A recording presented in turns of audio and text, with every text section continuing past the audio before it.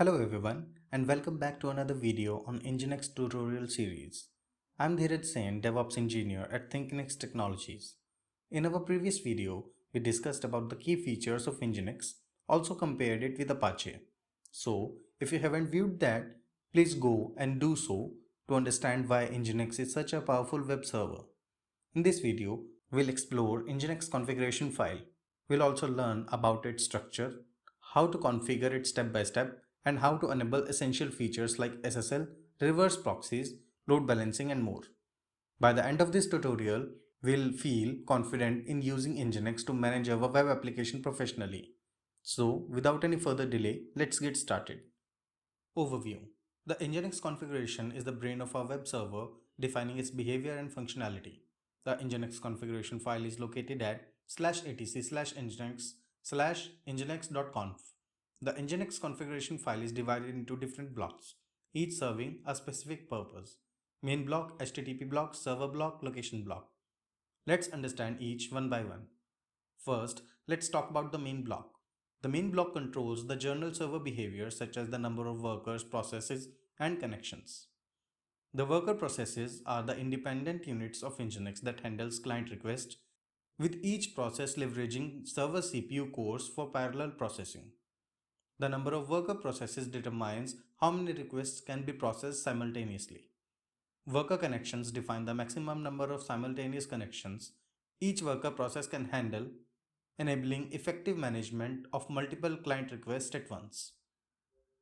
Here's an example of the main block.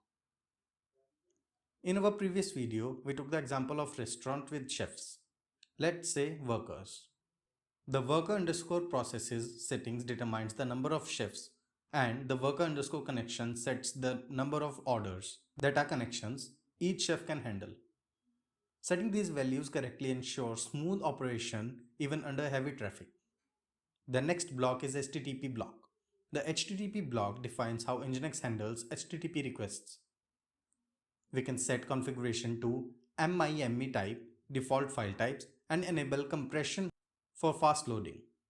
MIME type define the type of content being served, like HTML or images, so browser can handle it properly.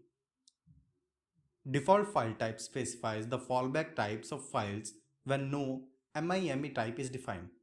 Compression reduces the file size, like text and images, to speed up website loading.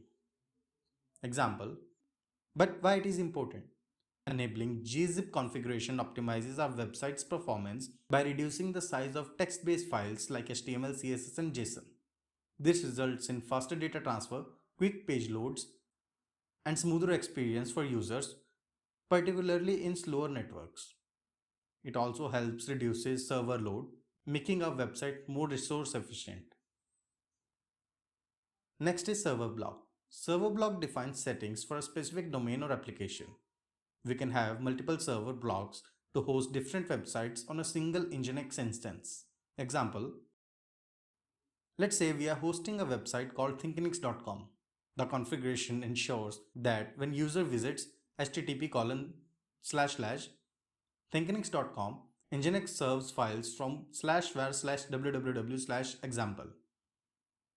The next block is location block. The location block lets us define the rules of specific URL pattern.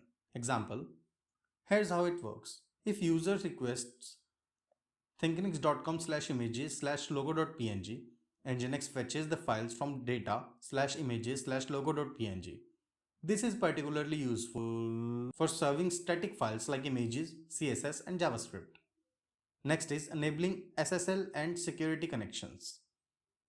This is for securing our websites from HTTPS, and we can add SSL certificates in the server block. But why it is important? So when a user enters sensitive information like credit card details, HTTPS encrypts the data, making it harder for hackers to intercept. Next is configuration and reverse proxy. The reverse proxy in Nginx acts as an intermediate between client that are users and backend servers, enhancing flexibility, scalability, and security. It receives requests from users and forwards them to appropriate backend server while masking the backend infrastructure. Suppose our application runs on http://localhost:8080.